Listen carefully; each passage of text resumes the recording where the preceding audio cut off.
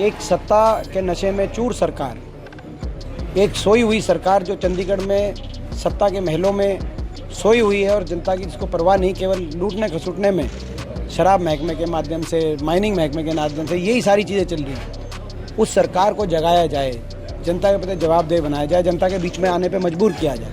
लेकिन अब इस सरकार में ना तो इन्वेस्टमेंट हुई, ना वो स्पोर्ट्स की तरफ और एजुकेशन की तरफ जो नीति थी उसको लेके कोई दृष्टि दूरदर्शिता दिखाई गई। 2-3 क्वेश्चन है मेरे। राज्यसभा सांसद आज हरियाणा के दौरे पर है और हिसार में पहुंचे। 29 मई को जो फतेहाबाद में रैली रखी जा रही है तो उसके लिए दौरे कर रहे हैं। तो सांसद जी हमारे साथ हैं। दीपेंद्र जी, जो 29 मई को जो एक रैली रखी है उसको लेकर क्या है आगे और उसमें क्या क्या प्रमुख मुद्दे रखे जाएंगे? ये विपक्ष आपके समक्ष कार्यक्रम का छठा कार्यक्रम है जो फतेहाबाद में आयोजित किया जा रहा है। पहला कार्यक्रम करनाल में आयोजित किया गया था आज से लगभग 1 साल पहले, हुड्डा साहब के नेतृत्व में कांग्रेस विधायक दल और कांग्रेस संसदीय दल, जिसमें मैं अकेला ही हूँ क्योंकि विपक्ष में अकेला एकमात्र सांसद हूँ हरियाणा से। और उस कार्यक्रम का मकसद ये था कि विपक्ष एक सत्ता के नशे में चूर सरकार, एक सोई हुई सरकार जो चंडीगढ़ में सत्ता के महलों में सोई हुई है और जनता की जिसको परवाह नहीं, केवल लूटने खसूटने में, शराब महकमे के माध्यम से, माइनिंग महकमे के माध्यम से यही सारी चीज़ें चल रही हैं। उस सरकार को जगाया जाए, जनता के प्रति जवाबदेह बनाया जाए, जनता के बीच में आने पे मजबूर किया जाए। इसी लक्ष्य को लेकर हम लोग चले। हमारा पहला कार्यक्रम करनाल में हुआ, उसके बाद जींद, नूंह, फरीदाबाद, कुरुक्षेत्र होते हुए अब कार्यक्रम फतेहाबाद में 29 मई को है। इस फतेहाबाद वाले कार्यक्रम में कई मुद्दे हम उठाएंगे। बिजली का मुद्दा हमने फरीदाबाद में उठाया था कि किस तरह सरकार की दृष्टिहीनता की वजह से आज बिजली का दोबारा से हरियाणा में बिजली अंधकार की तरफ हरियाणा चला गया। जो हरियाणा हुड्डा सरकार के समय सरप्लस हो गया था, 4 बिजली के थर्मल कारखाने लगे थे, बाहर से बिजली के समझौते किए गए थे सस्ती बिजली दर पे और सरप्लस स्टेट था।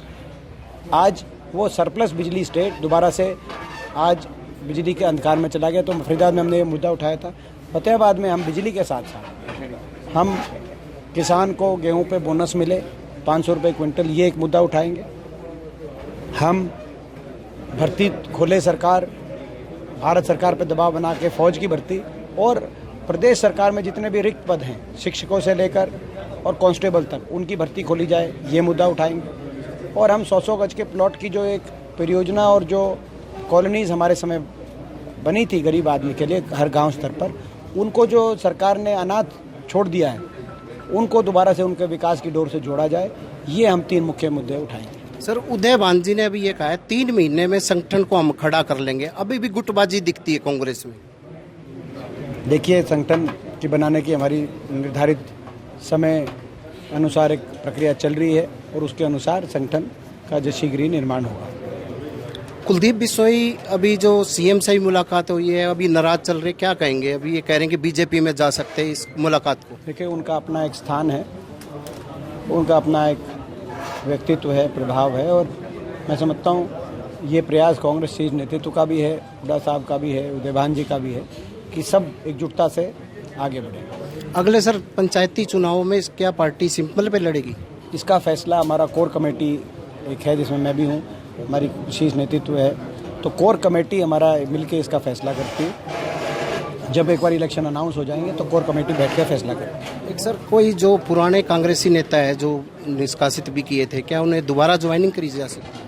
देखिए, ये राहुल जी ने तेलंगाना में अभी अपनी रैली में कहा था कि कांग्रेस से जो कुछ किसी कारणों से कुछ लोग अलग हो गए थे वो वापस आए। उन्होंने निमंत्रण दिया था राष्ट्रीय स्तर पर, वही हरियाणा के अंदर भी मैं समझता हूँ कि जो है बहुत से लोग हैं जो वापस कांग्रेस में आए। कांग्रेस का परिवार बढ़े, आने वाले समय में हमारा कांग्रेस का परिवार मजबूत हो और कांग्रेस के परिवार में इजाफा हो। ये सर अंतिम सवाल कि युवा आजकल रोड पे आ गए हैं बेरोजगारी कारण।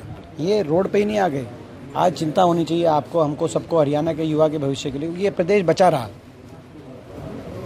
जो हमारी इस भाजपा सरकार से पहले कांग्रेस सरकार रही हुड्डा साहब के नेतृत्व में, उसमें 2 मुख्य फोकस थे।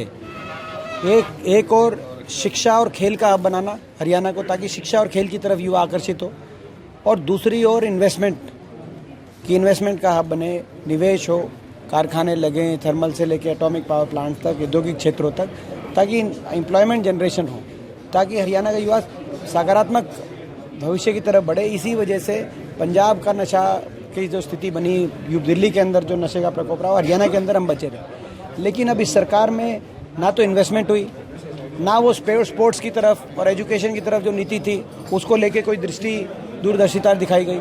कहीं ना कहीं इस वजह से आज देश में सबसे ज़्यादा बेरोजगारी भी हरियाणा में है और हमारी जो युवा पीढ़ी है वो सड़क पे नहीं आ गई। नशा आज दस्तक दे रहा है हरियाणा के कई जिलों में। ये बड़ा सीरियस क्वेश्चन है, क्योंकि पीढ़ियाँ बर्बाद हो जाते हैं, घर बर्बाद हो जाते हैं। तो सरकार इस तरह में जो दृष्टिहीनता दिखाई है उसका खामियाजा युवा ना भी भुगतें, इसके लिए हमें प्रयास करना होगा, लोगों में जागरूकता लानी होगी और एज अ विपक्ष हम इसकी लड़ाई लड़ेंगे। प्रदेश के भविष्य को बचाने के लिए हम प्रयास करेंगे। ये थे सांसद दीपेंद्र हुड्डा। इन्होंने स्पष्ट तौर से यही कहा है हरियाणा में बेरोजगारी लगातार बढ़ती जा रही है और इसकी विपक्ष को लेकर हम इसकी मांग उठाएंगे। प्रवीण कुमार हिसार,